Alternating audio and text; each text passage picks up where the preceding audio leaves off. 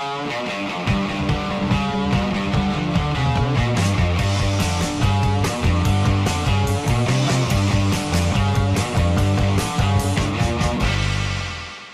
some tosser sent me this video.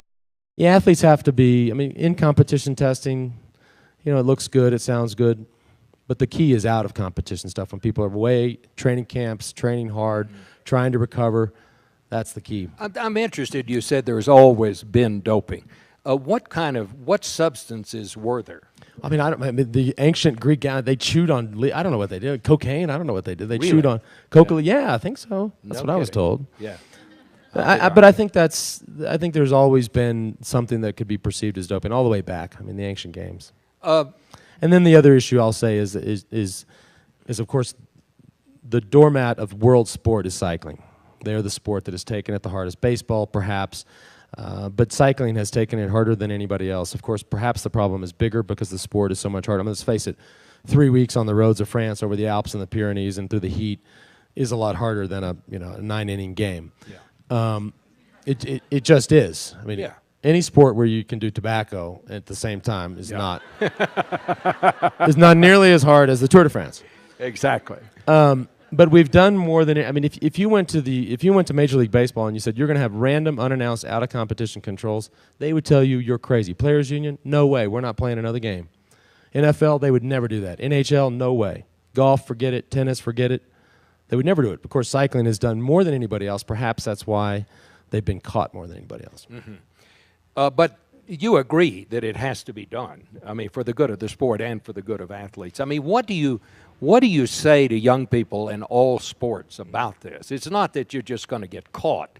This is not good for you, mm-hmm. Or is it? Well, I think. Yeah, you have to ask the question: why do we fight doping? Do we fight doping to catch cheaters, or do we fight doping to prevent health problems for the athletes? And I think that both are the right answer. But hopefully, you have to educate the athletes, especially the younger ones, that listen, 10 years of steroid abuse is just not good for you. There are examples out there of what that does to you. My case, I came out of a life-threatening disease. I was on my deathbed. Do you think I'm going to come back into a sport and say, okay, doctor, give me everything you got. I just want to go fast? No way. Would never do that. And then, of course, this is supported by years and years and years of these out-of-competition controls and other things that we had to go through. So NBA doesn't do blood testing for testosterone, GH, or EPO. NBA does all its own testing. But there's no drugs in basketball at all. There's no money in it. Same with the UFC. No drugs at all there.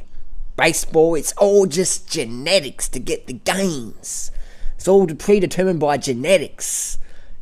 Even Ziz agrees with that one. Nadal, natty. Full natty bra. No drugs in tennis at all.